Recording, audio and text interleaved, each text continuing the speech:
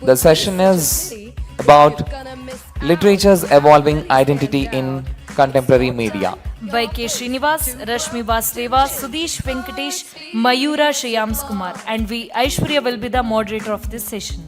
Hello and welcome all to this session on literature and its evolving role in media.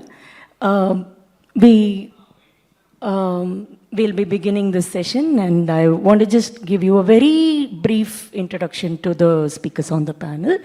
We are joined in this order by Ms. Rashmi Vasudeva, who is the features editor of Deccan Herald, and Dr. K. Srinivas, who has written extensively about literature and media, Telugu literature in Andhra Jyoti and other publications. And we're joined by Mr. Sudheesh, who is part of the Asim Premji Foundation, which has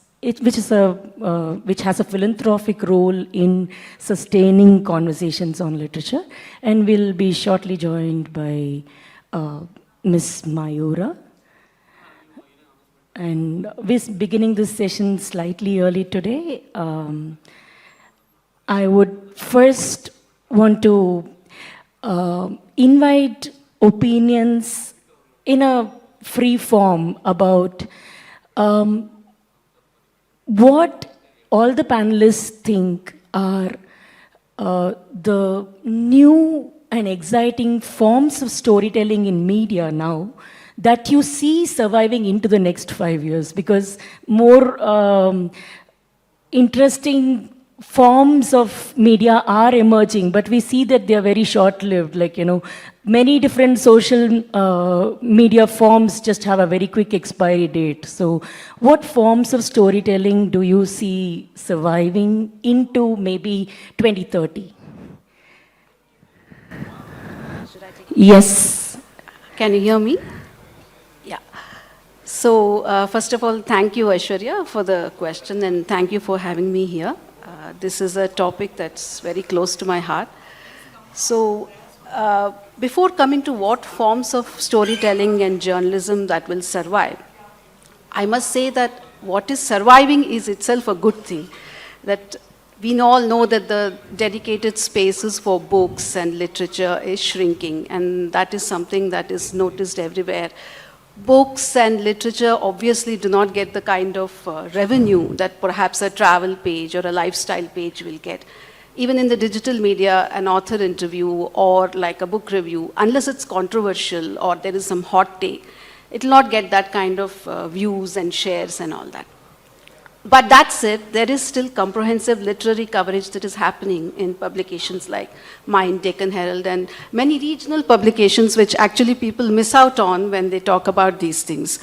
So despite losing, there is hope, there is spark, and the fact that there are book festivals, there are books coming out, people reading and buying means there is a spark alive. There is some sort of alignment that is missing. I feel the kind of literary ecosystem that you're talking about, there is an evolving ecosystem. There is spoken poetry, which Gen Z is very, very interested in. And for me, as a features editor, we need to get off our moral high horses that way and expand the scope of this literary ecosystem that way to include spoken poetry, insta fiction, tweet fiction, and there are many, many other sorts. People write short stories for Instagram. Why ignore them? Why not include them? Why not expand what we define as writing, what we define as literature itself? In that way, we can stay relevant. We can think out of the box in that sense and get them in. See, these are the things that will survive, apart from the long form and the books and fiction and poetry, which is what will make us think, what will make us critical, not just scrolling through reel, So that's what I think, that we have to look at an evolved ecosystem now. We have to think beyond usual fiction, non-fiction, political fiction, and essays and all that for us to survive and thrive. Thank you. That's a very realistic response, I'd say, that really takes into account what's happening around us. Thank you for that. Now, I'd like to bounce it to Srinivas sir and ask, where does print media, which is still the most common form of media that we think of, fit into this picture? Are our attention spans any longer able to accommodate that kind of the rigor and seriousness that comes with literary conversations in the print media? Or is it still, is it an endangered tribe? Thank you, Aishwarya, and good afternoon to co-panelists and audience who are watching this conversation and debate. Your first question refers to a new kind of storytelling.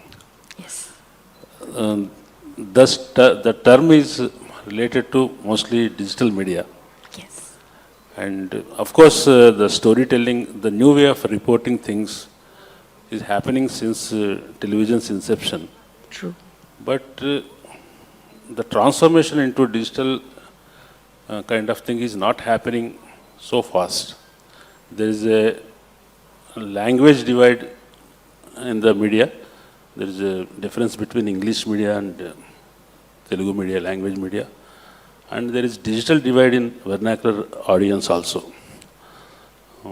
Audience are mostly, they are using mobile phones extensively, but they are not using that effectively. They are not using for the knowledge purpose and all entertainment purposes. So, in Telugu media, I worked in Telugu for 40 years, and as a student of literature, I am associated with literary sections of print newspapers for at least 30 years. So, now the relevance of print medium and newspapers in influencing literature is diminishing.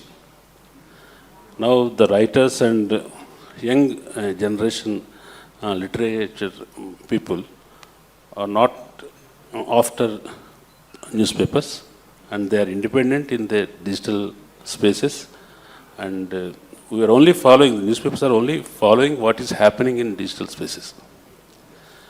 So we have become secondary. In 1980s and 90s, poets and critics are after newspapers, literary sections, to demand their due share. Now they are not caring anymore. So the digital transformation is happening slow because still the mindset in media is still with the legacy media only, and their mindset is mostly print mindset, and how to even there are so many websites on literature in Telugu, but very few are using giving cross references or even hyperlinks. They are not using it effectively, even the websites also. So how to incorporate visual effects and visual things into the text, that is not happening anymore. So whatever modern presentation in websites is only with websites run by NRIs. Not local Telugus run websites are not so modern. There still is a the clone newspaper websites only. Understood. Yes. Okay.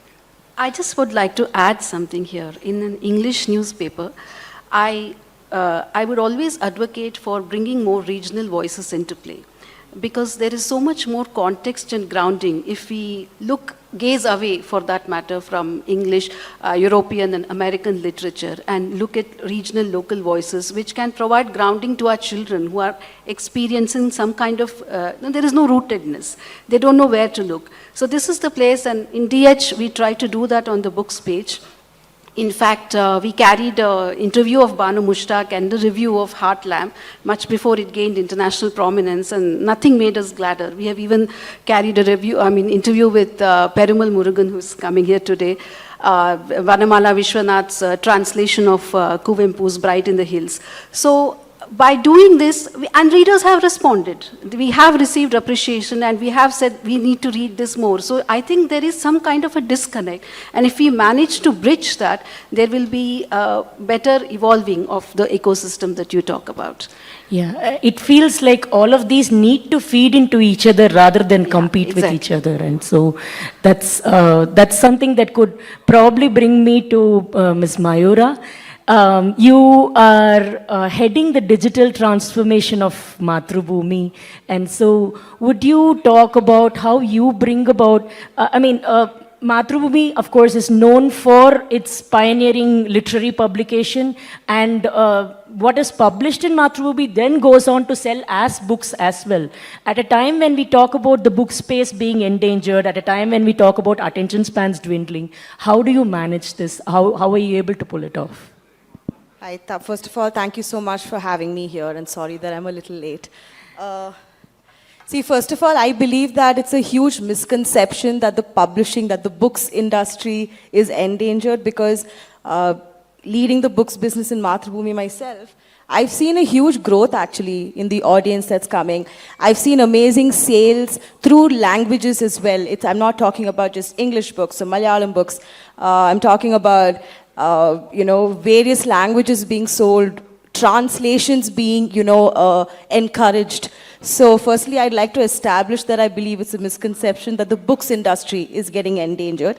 And I also believe that this content exists in various forms. So whatever stories are being told, even though it's not consumed by, say, maybe there is a huge set of audience that does it through books, but there are other forms also that they use to consume these stories. So the space for stories has always been there, always going to be there.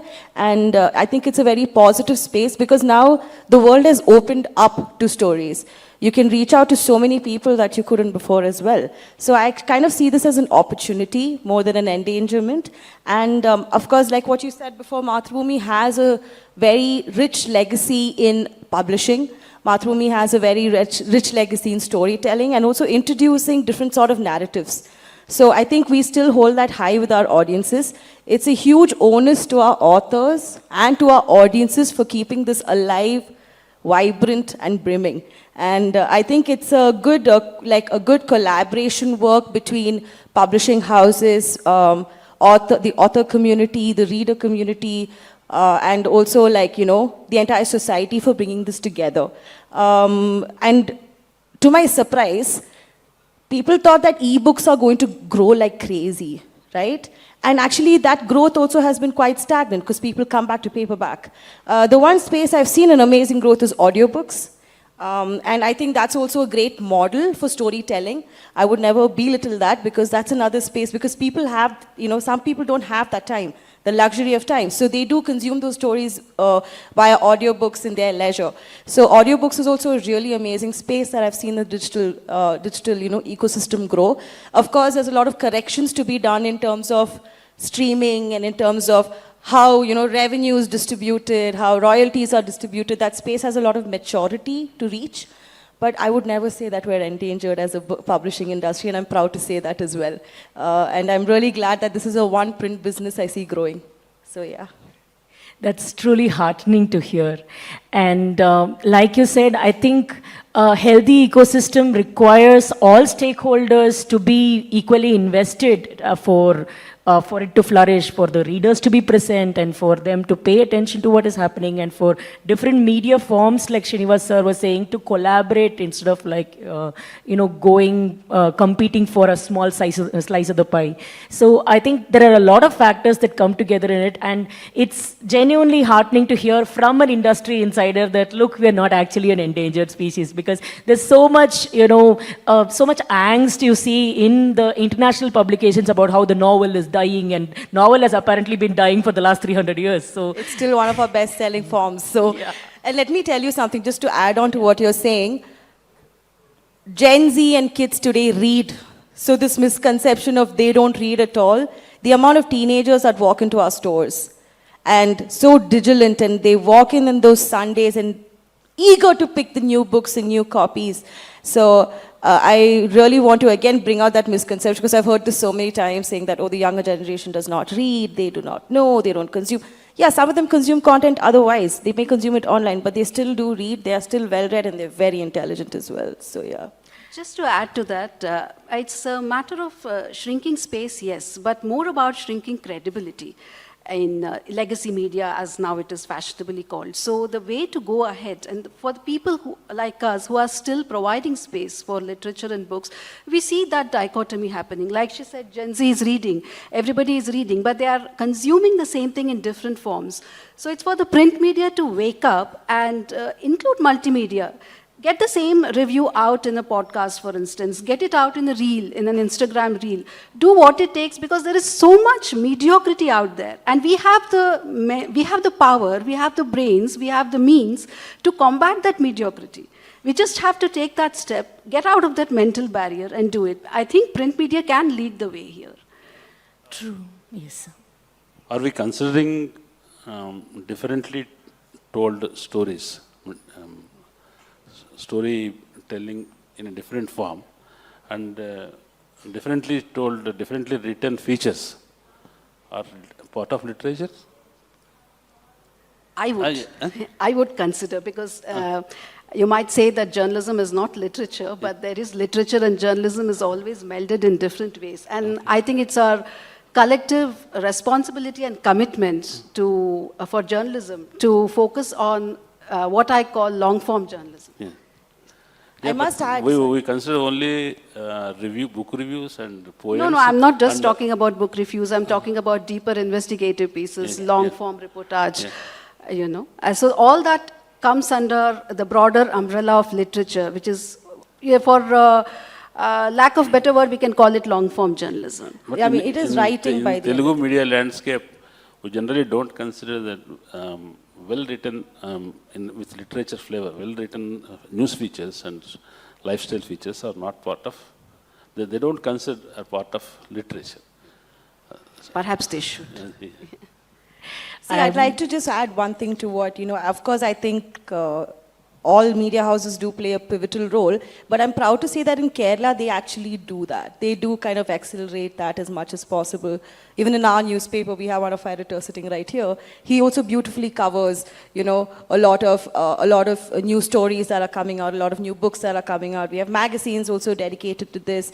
You have many publishing houses also going online with really, really cool online magazines to talk about the new authors that are coming up, to give space to authors as well. So I'm very proud to say that at least in Kerala, that kind of is resonating and it does exist. Can we try harder and push harder? Maybe, yeah. But I must say that, we do exist like that. And journalism is a form of storytelling and writing. It is factual storytelling. And, whether it's long form or short form, I believe the quality of what that narrative is and the quality of what those facts are, if it's put right, it does come under the umbrella of writing and storytelling. So it should be also considered like very, very upscale quality literature to be, put in archives. I believe it's Ezra Pound who said that journalism was literature written in a hurry or something. So basically, there's just possibility, I believe, for a lot of deep investigative writing and all of that. And that's where I want to turn this question to Mr. Sudheesh. So we spoke about an ecosystem and the support this ecosystem needs. So what is the role of, say, both philanthropic institutions as well as educational institutions in sustaining this ecosystem? Like we have festivals being sort of sponsored by charities and that institutions, but what are the different ways in which both educational institutions and philanthropic outlets contribute to building this reading culture? Yeah, thanks, Aishwarya. I'll respond to your first question briefly and then take your second question, the opening question. I think it's amply clear that it is the shorter format, audiovisual kind of content that is getting consumed in a space where there is a fight for fragmented attention, which attention is already fragmented, and there is a fight for that space, right? That's the reality. But at the same time, what's also happened is, you know, the last few years have democratized access to both the writers as well as the readers. That's also a reality, right? Now, I'm in complete agreement with what many of the panel members said, which is, you know, despite the advent of digital media in such a big way, books, book festivals are still being sought after. I mean, I guess partly it is because people want validated expert opinions rather than just what is getting peddled on, let's say, WhatsApp or wherever, right? So when you come to a book or when you come to a newspaper, you are getting a validated opinion and people value that, right? And in my own limited space of running the publications wing for our university foundation, I have seen that both digital and print coexist. Of course, digital is growing faster and they need it to be presented a little differently. But it's not as if the demand for print has reduced in any way. In fact, wherever, and the principle that we have followed is, wherever there are multiple people accessing something, you should give it in print. If it is personalized, then you give it in digital, right? There are some principles that you can follow. But there is no doubt in my mind that the print runs are as important and, in fact, growing. I was recently talking to one of the leading Kannada authors, and he was telling me that it is true of his books as well, right? While digital is all talked about, and it is good to sort of, you know, create a certain visibility, the actual sale is of the physical books. So this is my first response to your first question, right? Now let me go to your second question on where does, you know, philanthropic institutions like the Azim Premji Foundation step in, right? Now, couple of things, okay?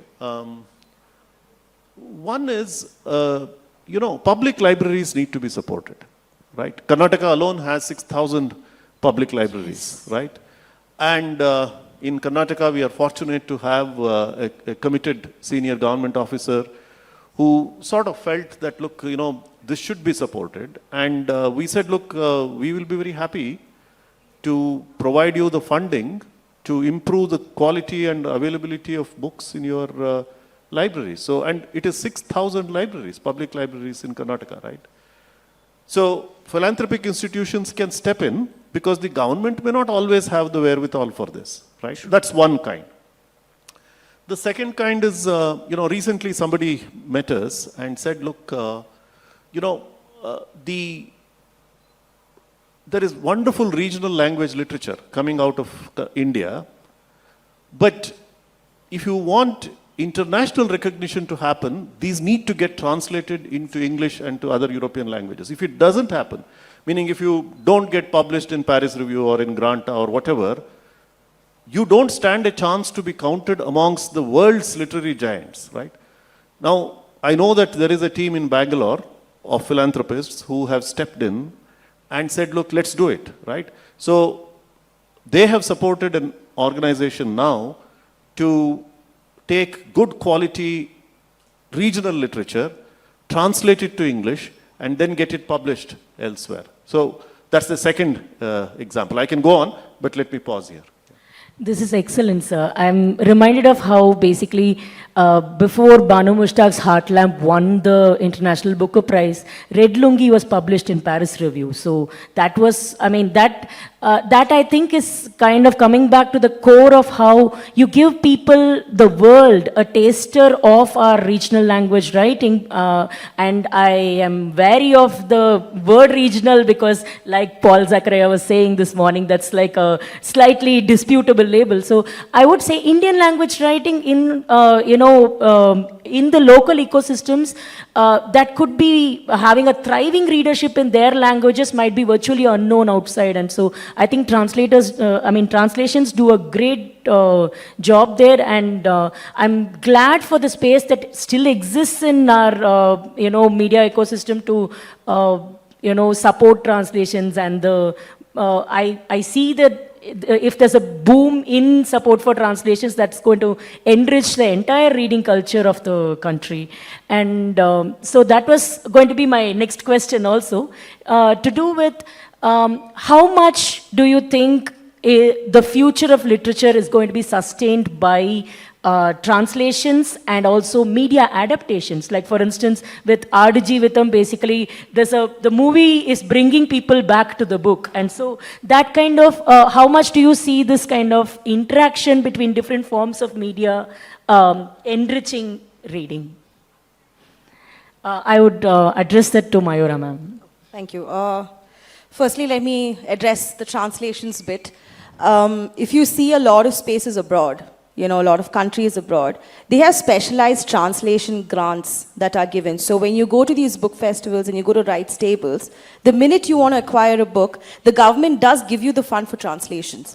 I believe the Tamil Nadu government here in India has given that leeway. Yes. But I believe that if all of our states do step up and give, it's not a huge thing. It's not going to take a huge toll on the state's budget as well. But if those budgets are allocated properly, I believe that translations, especially from India, can reach another level and another height, because it is the both public-private partnership that comes into play here, which can, allow it to become much huger than it is today. And that exchange of narratives does help us understand the different cultures and the different spaces and the different kind of lifestyles that each of the states, adopts. So I believe that should happen. And this cross-functional behavior of getting, movies into books and, into, say, books into graphic novels into animes and all of that. I believe this has existed and coexist for a very long time. And I believe that it works both ways, where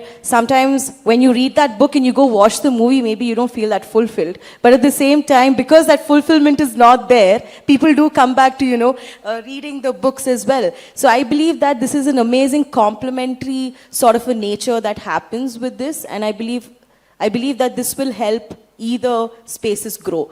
And I think it's amazing to see that as well. I also like a lot of things, like a lot of articles are turned into books by the end of the day. A lot of short stories are then, commissioned to be like, okay, make them into, bigger literary pieces. So it's something, I think in economics you call them complementary services here, I would say, not good. So I think it's a very, very amazing space to be in. And yeah, when now there are series, there are short series, endless ways of experimentation. So yeah, I think it's very good. It was a past, it is a present, and it definitely is going to keep complementing in the future as well. Thank you. And yes. I think she's very right. I completely agree with her. Coming from a print perspective, when it comes to translations, more newspapers, more periodicals need to focus, as I said earlier, about the English translations. In fact, we at Deccan Herald often carry a full book special page on translated works, whether it is Tamil, Telugu, Bengali, Hindi. What it does is it gives perspective. It preserves that memory. It gives that cultural grounding. And we should not hesitate to become multimedia in that sense. The same, let's say we have carried a review of a translated work of Arunav Sinha. Then we convert it into a podcast along with Arunav Sinha, make it into a reel, or make it into an immersive story which has data journalism, which has a little bit of motion graphics. This is how you can evolve. This is the only way, I think, because you cannot ignore multimedia. You cannot ignore that today we are not just print. We cannot just call ourselves legacy media and sit there. We will just be stagnating. Sure. And I also want to bring this conversation to the idea of yes, print media still has a certain kind of role in shaping the larger narrative, and then there are many other forms that sort of go on and supplement this. But that sort of brings me to the elephant in the room before we run out of the time, that I want to talk about how much there is this particular instance where in our previous discussion as well on how Chicago Sun came out with a reading list that had AI-generated titles in recommended reading. And so I think the elephant in the room is AI and the way it's, damaging the credibility of different forms of media, the flood of slop and the way it's eroding our attention spans. I think it kind of, I don't know if we are really up to facing up to this challenge, because how do you deal with the fact that respectable publications go on and print unverified reading lists with non-existent books? Meena Kandasamy has been tweeting about how there's a book of hers that has been just hallucinated by AI but added to Mysore University syllabus. So how do we deal with this challenge is something I would like to ask all the media people here. Do you want to take it up first?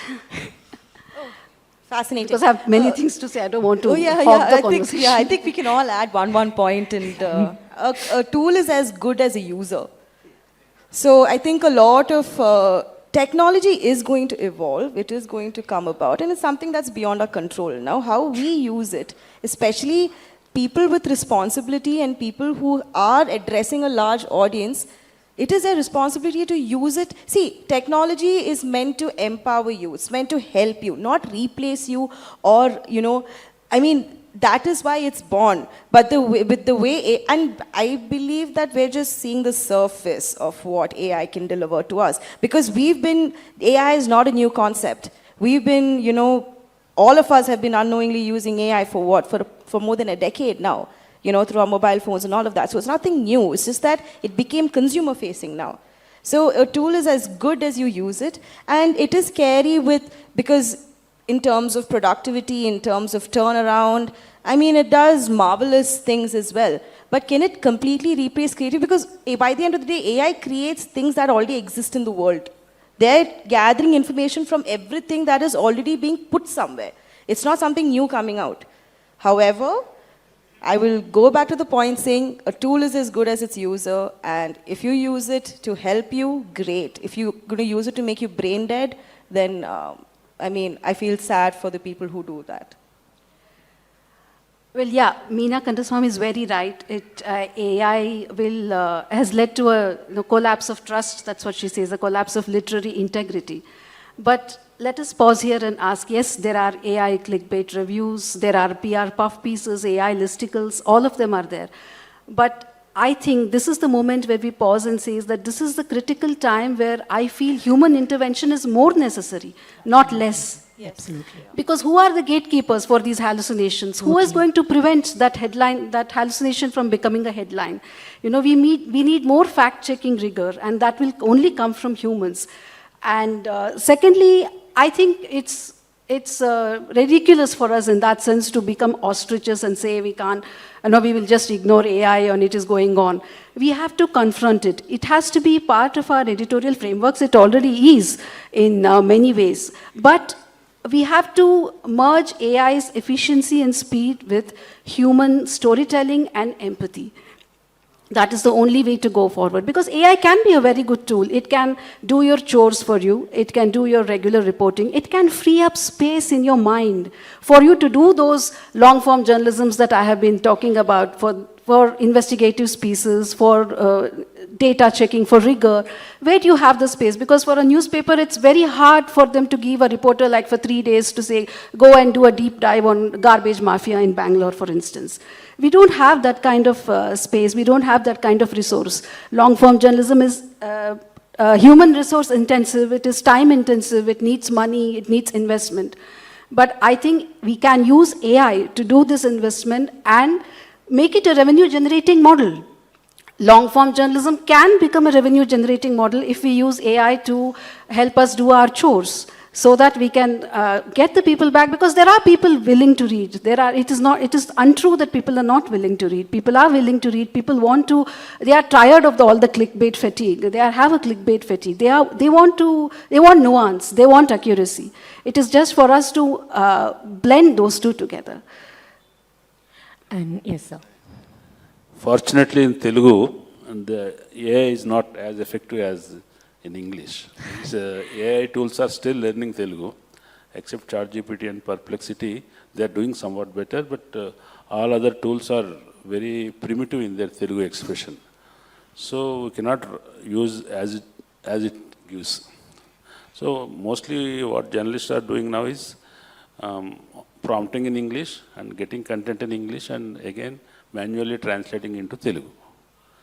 And regarding books and literature, the AI tools doesn't have enough content with them, so that they cannot give full-fledged reviews or summaries.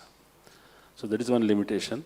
But still, some tools are summarizing Telugu books also, and also giving reviews, and sometimes incorporating inaccurate and false, hallucinated content also, information also into it.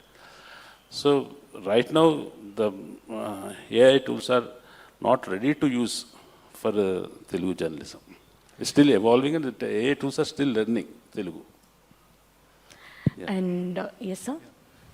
No, see, one is, while I recognize the point that Mr. Srinivas made, see, it's a fact that those tools are getting better exponentially, right? What was not possible 6 months ago is possible today, right? And it will be, what is not possible today will be possible in 3 months from now. That's the reality of how fast that change is happening, right? It is clearly more efficient, it is often more accurate, and it's certainly faster, right? This is the reality of what we are seeing, right? Now, the biggest challenge, and I say this because we work in school education, the biggest challenge in my view is that it is compelling people to outsource thinking. True. See, young students who don't grapple with an issue, and in the process of failing and learning, that's how you learn, right? I mean, you make mistakes, you learn, you improve on it, your teacher tells you something. Now, because this very handy tool has become available, thinking is getting outsourced. This may have a serious effect on future generations. That's my problem. Definitely, sir. As besides being a translator, I'm also an academic, and I see that every day. It's it's an existential terror I confront in my classrooms. So, like this idea that the effort is worth putting in. That it's not just about the output, it's not about optimizing efficiency alone, but the process is important, is something we are trying to convince other people about as well. And that sort of also leads up to the next question. So if it's only the output that gets the spotlight, what becomes then to the tag of author? Because now that's the other challenge that we talk about, because they say Kindle is flooded with AI-generated books. So, what is the mystique of the author persona still intact? Or is it likely in the near future to be just erased by this flood of AI slop? No, I do not think that will happen. Eventually people will, there is a churn, yes. Everybody is a blogger, everybody is a writer, everybody wants to tweet, everybody is a reel maker. Yes, there is a churn, but what will survive out of this churn? What will survive is what has value. And when people start looking for value, they will return to the books. There will be a return to authenticity. There will be a return to nuance, because AI will miss out all of those things in that sense. So there will be tools which validate non-AI content, like GM-free foods, stamping. There will be stamping on books also. It's completely AI-free. Just to add on, there was this interesting study about brand versus personalities, right, in terms of influencers and all of that. So I think the generations today, like, say, I would say maybe 25 below, apparently trust faces and personalities and lives more, right? Which is why this influencer boom came about. So I believe that that value of who is writing it and why they're writing it and what is their credentials of writing or telling the story or being in the video, whatever, that also does matter. And right now, of course, can you grow in no time? Yes, you can grow in no time. Can you grow without credibility sometimes? Yes. But I do believe that at least for the digital natives, as of now, that face is important. However, what we need to understand is the next generation coming about. Like how, I was in the cusp. I came in when the dial-up internet came about. But we need to understand that AI is going to be their operating system. Do you get it? That's what they get into. That is going to be their life. Now, is this going to challenge the way you think or how much of intellect you use, or is it going to give you another level of intellect to kind of go beyond what mundane questions we think right now? Do you know what I mean? There's this really, is it okay, can I take one more minute? Yeah, please. There's please this go. really cool example of a friend's child. So what happened was they said, they were like, okay, the grocery prices are going up, every week. I'm sorry, the grocery prices are going up. And they're like, okay, every week X, Y, Z is our expenditure. So what this kid did was, took the, picture of the bill of this, of the grocery, this thing, and then gave it to AI and asked how overpriced or what is the pricing like. So the AI gave the answer saying that, you know what, 30% is something where you're buying it overpriced. Maybe you can find this in these markets in Bangalore where you can get it at this thing and optimize your grocery list. So, it's fascinating that I think that kid was 7 or 8, could use the technology in that manner as well. So you're leaping forward with that thinking. So I think that yin-yang will exist because it is going to be an operating system and the way of the world. They'll probably laugh at us for using Google to search. Yeah, sorry? Probably these kids will laugh at us for using Google to search. Exactly. So I think it's a big acceptance that we need to do, but I do believe that there will be a higher order thinking also that will come about with this change, hopefully. I was quite fascinated when that kid did that, when nobody else thought of doing that, to be honest, to use the technology that way. I'm sure our parents' generation must have, looked at us as biscuits for whipping out our Google. So this might just be a recurring phenomenon. But I am also concerned in that sense about what some of the other panelists have also raised, which is, in a sense, if they by default turn to, say, ChatGPT or Perplexity to kind of come up with an answer the way maybe we turn to Google, is that going to get them accustomed to a certain flat kind of a writing style, which will probably rob them of their ability to deal with complexity in writing, is a thing that I am concerned about as a, writer who puts a lot of effort into how I write. My personal signature is as distinct and important to me as, any part of my body. So is there a certain flattening of style that you see happening across different forms of media? I see it all the time on LinkedIn, for instance, all posts look like they were all written by the same person. And, they have all this 3 checkpoints, 3-line and full stop. And the sameness overwhelms, That's something that I am worried about. If we get accustomed to this kind of reading, what will we do with, say, 1,000-page epics? Can we even expect a readership to survive for that? Yes, sir. I'll just take that and connect it to a couple of other points, if you don't mind, Aishwarya. Sure.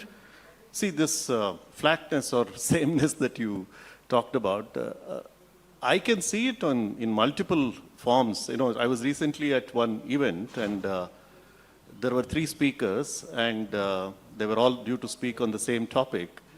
And all of them had taken it from ChatGPT. And when they started, you could see the flow of thought and the points that were being made were all similar, right? It, of course, requires a discerning mind to pick that up. But it's very clear that flatness or sameness that you called, or what called out, does happen, right?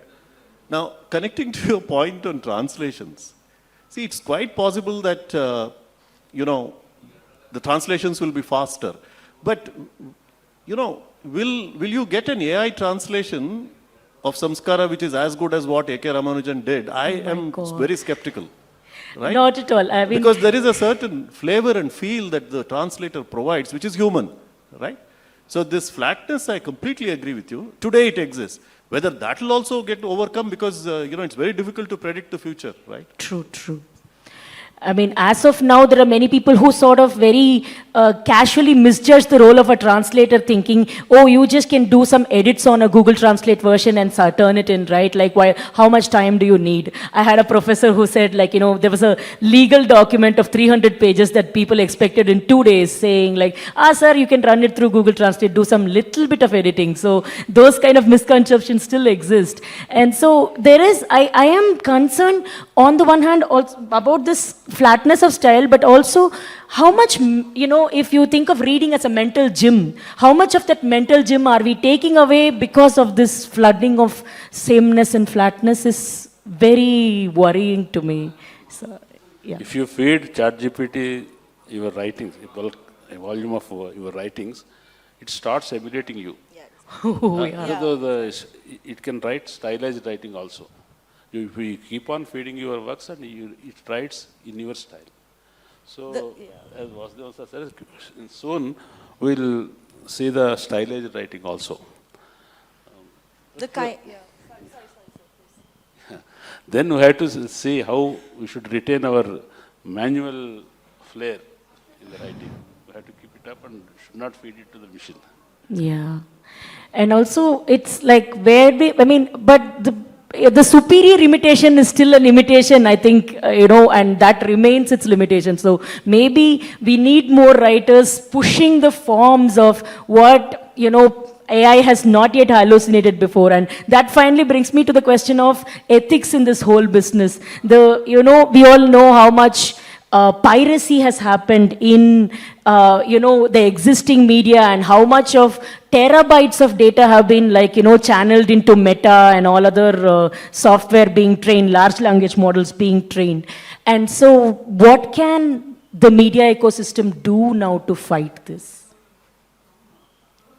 I think there is a lot of debate and engagement about this, and even people like Sam Altman have all talked about this, and there are lawsuits also, I'm guessing. So I think it is too early for us to comment on this, like how this will proceed. The media ecosystem can help by sticking to accuracy, sticking to the human intervention that I'm talking about, and using AI as an efficient assistant. It is not your master. Do not concede that space. Definitely. Yeah. I think before one war was won, the other one started, to be honest, with big tech.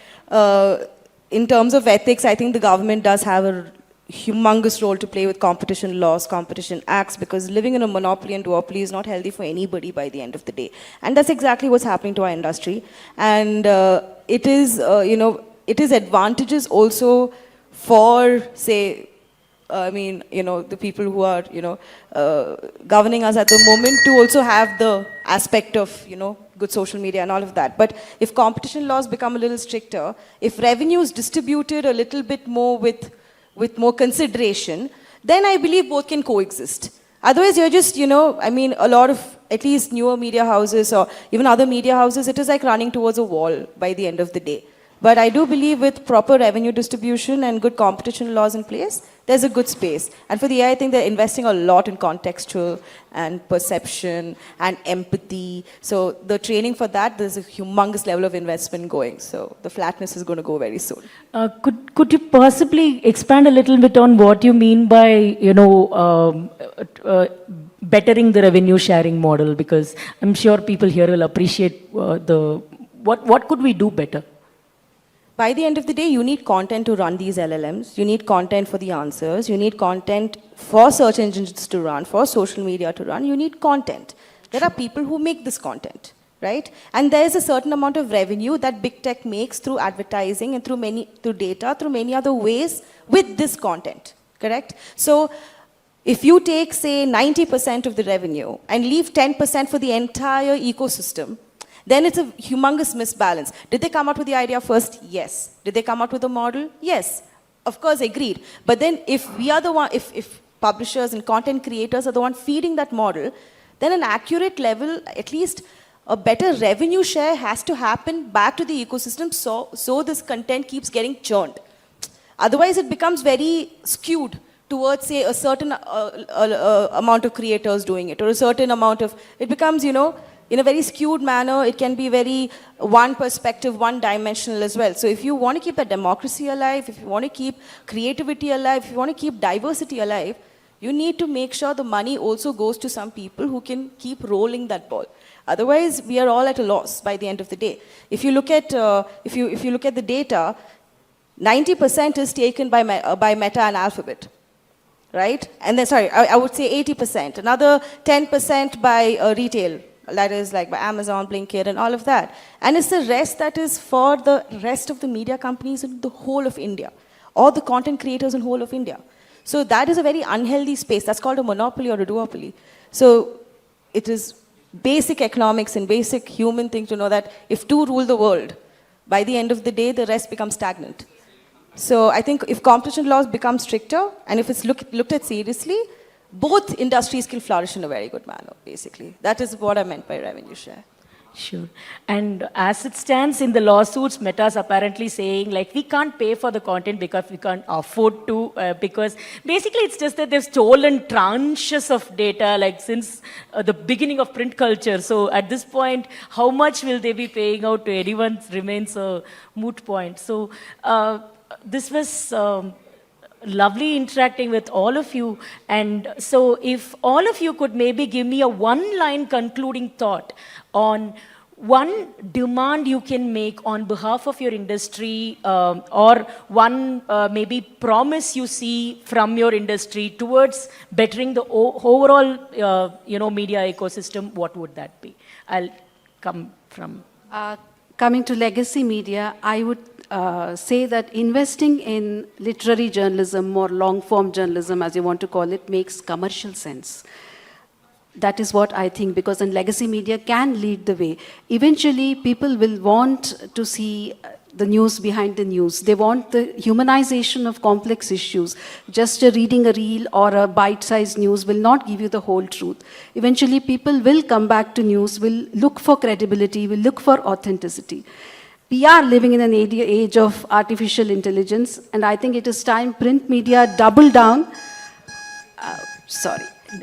to promote authentic intelligence. That is what I would say. Definitely. And experience and credibility from legacy media should join with the speed and spread of new media. True. Then this combination will give a healthy media. Understood. So in which literature also will flourish. Definitely so. Yeah, as a foundation and committed to philanthropy, I mean, what we are doing, we will continue to do, probably accelerate, is supporting good literature, bringing it in forms that people can access democratically. It should be something which is in the reach of the common man, and with specific focus on Indian languages. Yeah. That's where I think, as a philanthropic institution, our commitment stands. Definitely. I think it's it's a crazy time to be in the media industry. It's a very challenging time. I think it's a time to force us to innovate.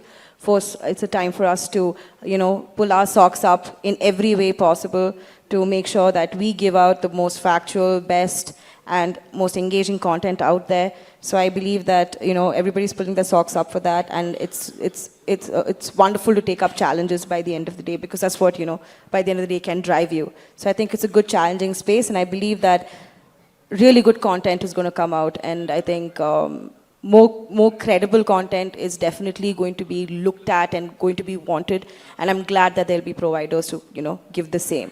So I believe this mix would actually accelerate and push our industry a little bit more. Thank you very much. Those were very positive thoughts that all of us concluded on, and that leaves us with a lot of hope. We started by talking about dwindling media space, but I think all of us have given so many actionable points for the media ecosystem to flourish and for storytelling to flourish. And this has been a lovely experience moderating this panel. Thank you, everybody. Thank you.